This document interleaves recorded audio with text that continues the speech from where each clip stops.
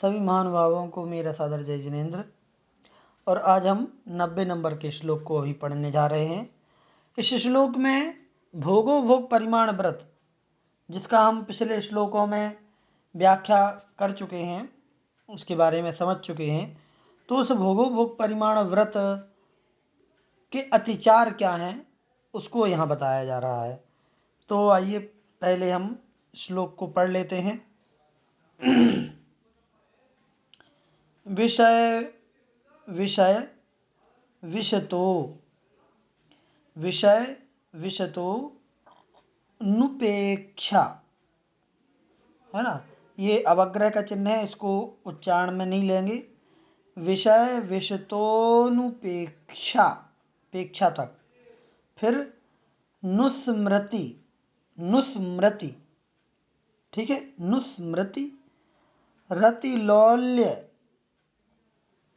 मति तृषानुभवौ, रतिलौल्य मति तृषानुभवौ भोगोपभोग परिमा, भोगोपभोग परिमा व्यतिक्रमाः पंच कथ्यन्ते, व्यतिक्रमाः पंच कथ्यन्ते, ठीक है।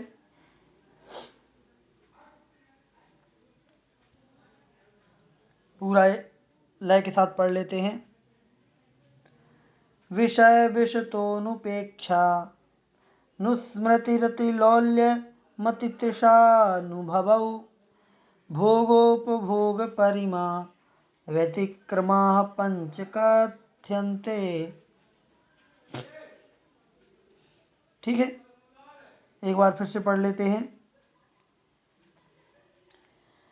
विषय विषतोनुपेक्षा नुस्मृतिरतिलौल्य मतितृषानुभवौ भोगोपभोग परिमा व्यतिक्रमाः पंच कथ्यन्ते।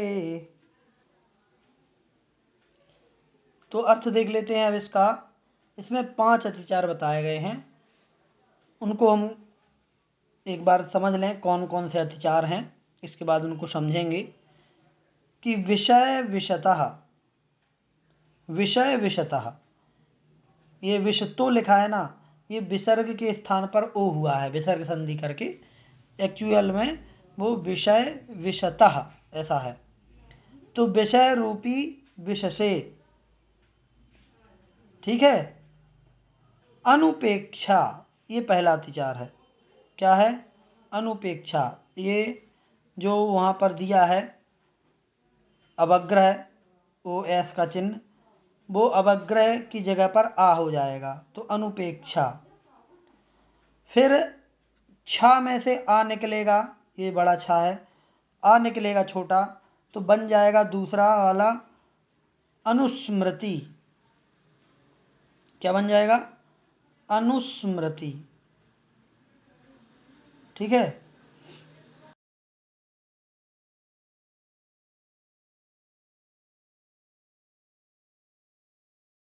रा है, उस आधा रा लेकर के विसर्ग बना देंगे और रा में से आ निकलेगा, फिर तो बने जाएगा अतिलौल्यम। ये आधा माँ, मति का जो माँ है वो आधा माँ लौल्यम के साथ जुड़ जाएगा, लौल्य, तो लौल्यम, अतिलौल्यम, ये हो जाएगा। तो अनुपेक्षा, अनुस्मृति और अतिलौल्यम, ठीक है, 3 हो गए। फिर अतितृषानुभवौ, अतितृषानुभवौ,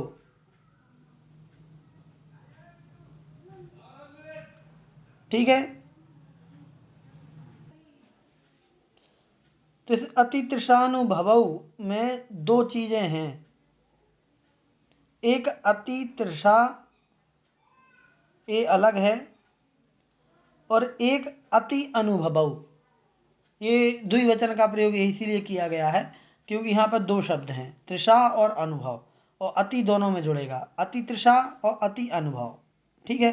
तो 5 हो जाएंगे, अनुपेक्षा, अनुस्मृति, अतिलौल्यम, अति तृषा और अति अनुभव। किस चीज का? भोग और उपभोग की वस्तुओं का, ठीक है। नीचे की लाइन में लिखा है भोगोपभोग परिमा, भोगोपभोग परिमाण व्रत जो है उसके व्यतिक्रमाः पंच कथ्यन्ते, व्यतिक्रमाः अर्थात अतिचार 5 कहे जाते हैं। ठीक है। अब इसमें अनुपेक्षा का मतलब क्या है?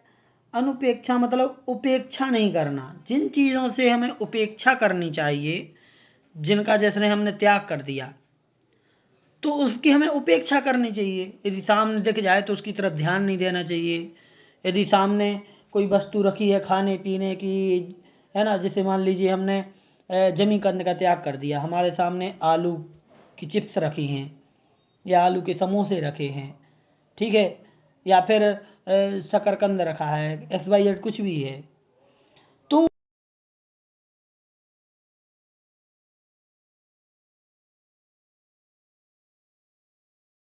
या उनकी प्रशंसा करे तो फिर वो क्या हो जाएगा? अनुपेक्षा हो जाएगा। ठीक है। अर्थात उसमें हम आदर भाव रख रहे हैं, उसको अच्छा मान रहे हैं, है ना। तो ये जो अच्छा मानने का भाव है ना, वही अनुपेक्षा है। तो हमें अनुपेक्षा नहीं, उपेक्षा करना है जिन चीजों का हम त्याग कर चुके हैं। ठीक है। तो ये हो गया अनुपेक्षा। ठीक है। तो ये अतिचार है, अनुपेक्षा करना अतिचार है, और उपेक्षा करेंगे तो वो हमारा व्रत का अंग कहलाएगा, व्रत का हिस्सा कहलाएगा। फिर है अनुस्मृति। अनुस्मृति अर्थात स्मरण करना। अनु मतलब बार बार, अनु का मतलब बार बार नहीं होता, लेकिन अनु का मतलब होता है पीछे पीछे।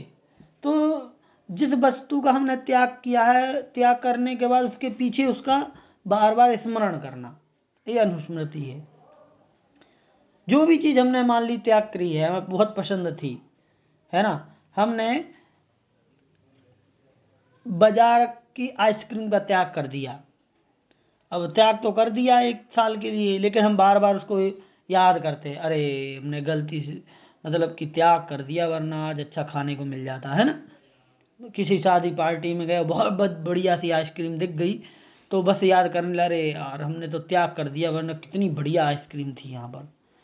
तो बार बार उस चीज को स्मरण करना, यह स्मृति है। कोई भी चीज भोगों के, 5 इंद्रियों के भोगों की बात चल रही है, कोई भी भोग हो, ठीक है, उन सभी भोगों के बारे में ये बात है कि उसके बारे में बार बार याद रखना और प्रतिकार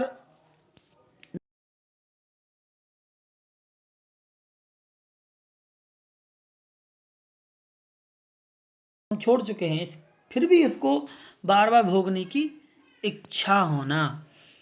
तीसरा है अतिलौल्यम।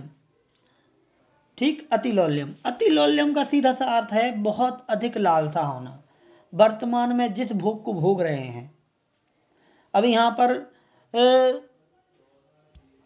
इस चीज में नहीं है जिसका त्याग कर दिया है, इसमें उस बात को लेकर के जिसको आप भोग रहे हैं, उसमें बहुत ज्यादा आसक्ति है।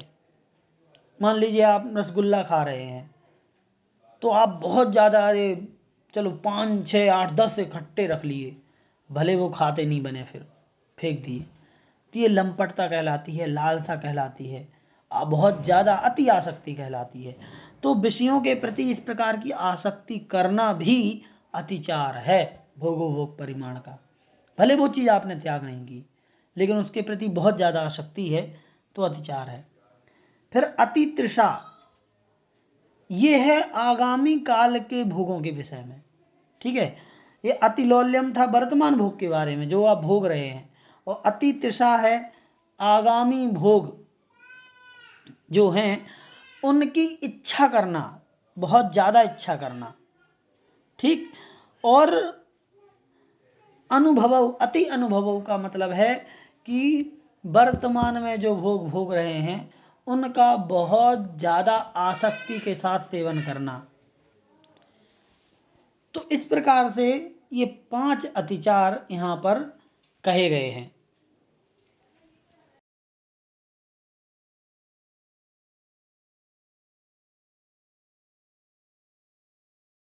बताया, दोनों में सिर्फ इतना समझना चाहिए अंतर कि अति लंपटता में ये है कि हम लंपटता ज्यादा दिखा रहे हैं, उसकी तरफ आकर्षित ज्यादा हो रहे हैं। भोग रहे हैं नहीं भोग रहे हैं इसकी बात दूर की है, लेकिन हमारा आकर्षण उसकी तरफ ज्यादा है कि नहीं है मुझे वो चीज चाहिए, मुझे वो चीज चाहिए, घूम फिर करके उसी चीज पर अटक जाते हैं, नहीं वो चीज चाहिए, वो वस्तु हमें चाहिए है। अब मिले नहीं मिले बात की बात है, लेकिन अनुभव में क्या है, वो चीज मिल गई है और आप उसे अत्यधिक आसक्ति के साथ सेवन कर रहे हैं। ठीक है, तो ये है वर्तमान भोग संबंधी। तो इन 5 प्रकार के अतिचारों को समझ करके हमें भोगोभोग परिमाण व्रत का पालन करना चाहिए। अच्छा, एक बात और बता दें, इसके अर्थ में तो यही लिखा है, विशेषार्थ को पढ़ लेते हैं।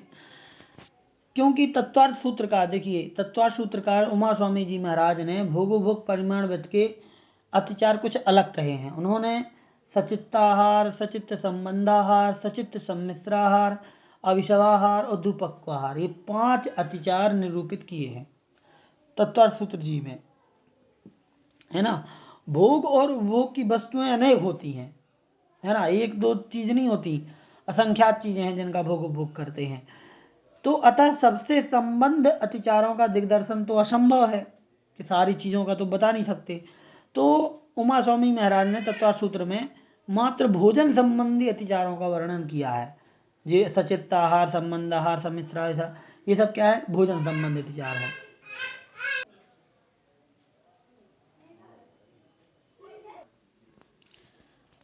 अब ये शिक्षाव्रत अधिकार है 4 नंबर का, और इसमें जो पहला श्लोक है इसमें 4 प्रकार के शिक्षाव्रतों के नाम उल्लेख किए गए हैं, इसलिए इसको हम पढ़ लेते हैं। देशावकाशिकम वा सामयिकम प्रोषधोपवासो वा वैयावृत्यम शिक्षाव्रतानि चत्वारि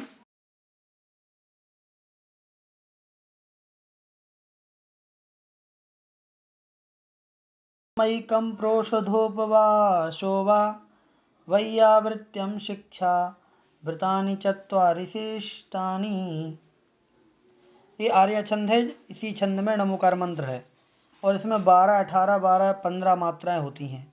कैसे, जो आधा हिस्सा है देशावकाशिकम वा, इसमें 12 मात्राएं, फिर सामयिकम प्रोषधोपवासो वा, इसमें 18 मात्राएं, फिर वैयावृत्यम शिक्षा, यहाँ भी 12, फिर व्रतानि चत्वारि शेष्टानि, यहाँ 15।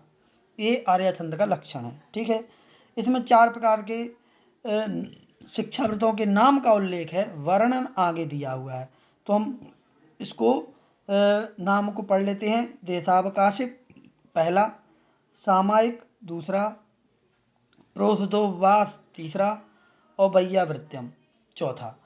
ये शिक्षाव्रतानि चत्वारि शिष्टानि, ये 4 प्रकार के शिक्षाव्रत शिष्टानि कहे गए हैं।